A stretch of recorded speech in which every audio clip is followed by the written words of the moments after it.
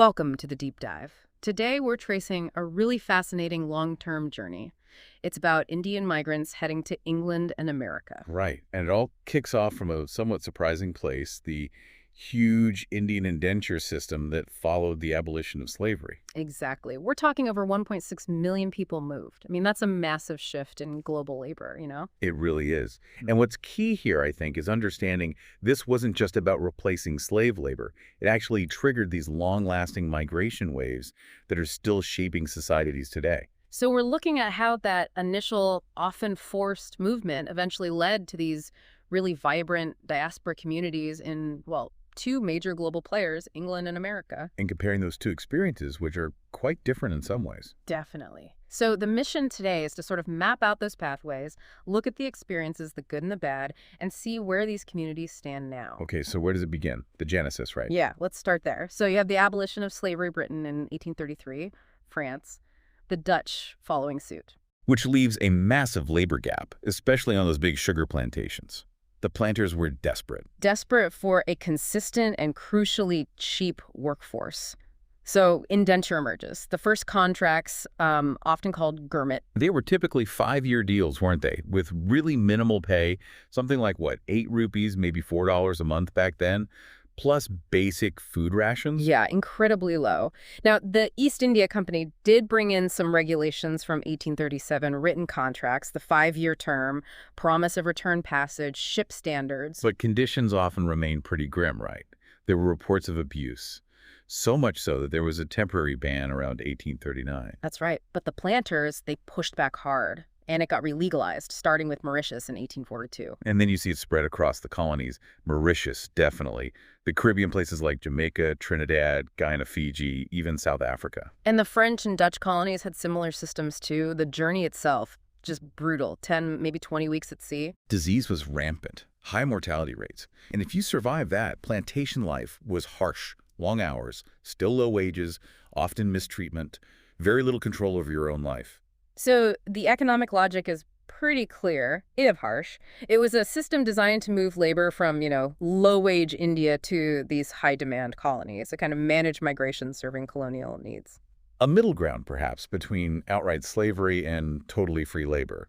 But how does this connect specifically to migration to England? That seems like a different step. It is, yeah. Before World War II, the numbers weren't huge. You had some domestic staff, Lascar sailors. They formed some early communities in port towns, students, officials, maybe some businessmen. But not a massive wave initially. No.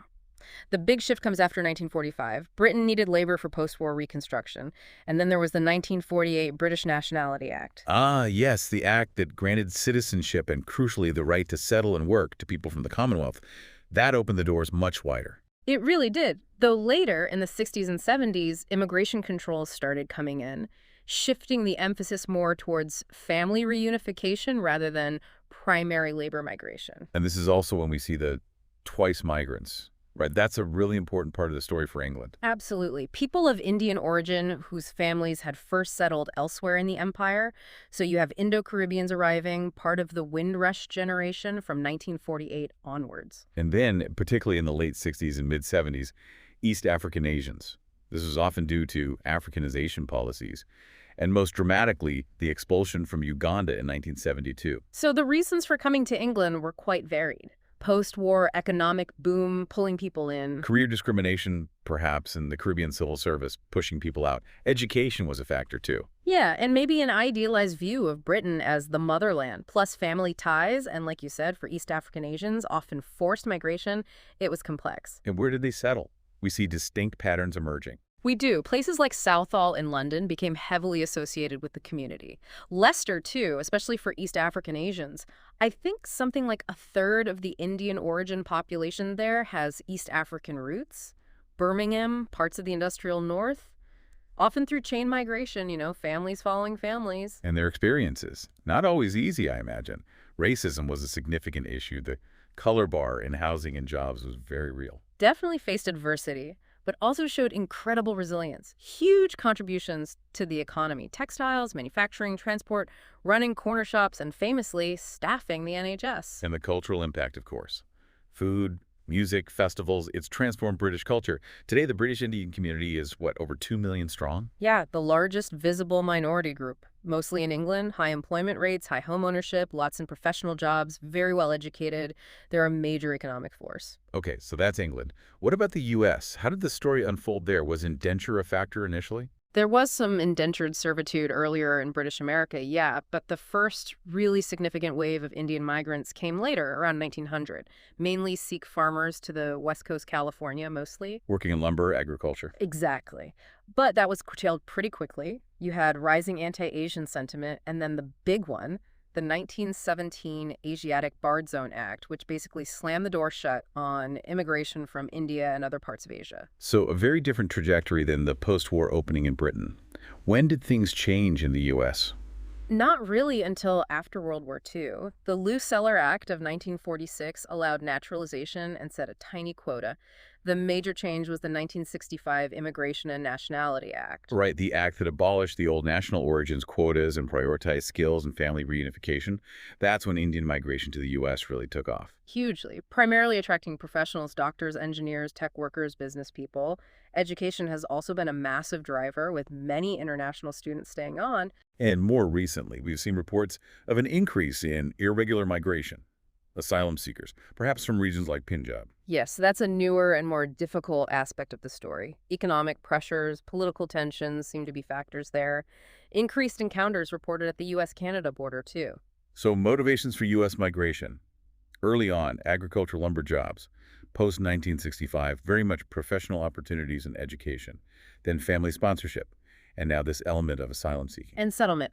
Where are Indian Americans concentrated? California still has the largest population, then Texas, New Jersey, New York, Illinois, primarily in the big metro areas, NYC, the Bay Area, Chicago, Dallas, Houston, D.C. And the experiences over time, early migrants faced considerable racism, things like the Bellingham riots, discriminatory laws, even anti-miscegenation laws leading to unique Punjabi Mexican communities in California. But the post-1965 wave, generally seen as a story of high integration and success, wouldn't you say? Often called a model minority, though that term itself is complicated. It is, but statistically, yes. Very high educational attainment, like 77% with a bachelor's degree or higher. High median household income, low poverty rates, huge presence in STEM fields, healthcare, entrepreneurship. So today we're talking over 5 million Indian Americans. They're the second largest Asian group in the U.S. now, and increasingly politically engaged, too. So if we compare the two paths briefly, similarities include that initial connection to British colonialism, facing racism early on and making massive economic and cultural contributions. Family reunification became important in both, too. But key differences in the timing of the major waves, England earlier post-WWII, the U.S. really taking off after 65. And perhaps a stronger initial focus on high-skilled labor migration in the U.S. post-65 compared to the broader labor recruitment in post-war Britain. And the socioeconomic outcomes seem generally higher statistically in the U.S., though integration happens within different racial contexts in each country. And we absolutely have to mention the role of secondary migration again, especially for the U.K. story. Right, those twice migrants, Indo-Caribbeans coming for economic reasons, education, that motherland idea. And the East African Asians, often arriving with skills and capital despite being forcibly displaced. Their impact on the British Indian diaspora is huge. Migration from those regions to the U.S. happened too, but maybe not on the same scale or with the same historical timing. It really underscores how interconnected global migration became, all stemming back in part to that initial indenture system. Absolutely. These journeys weren't simple, direct lines from India. So to wrap up, we've traced this incredible arc from indentured laborers scattered across the British Empire To the formation of these large, influential diaspora communities in England and America today. The echoes of that indenture system are, well, still felt globally, shaping who lives where. And despite all the challenges, the resilience, the contributions, the sheer dynamism of these communities in both countries is just remarkable.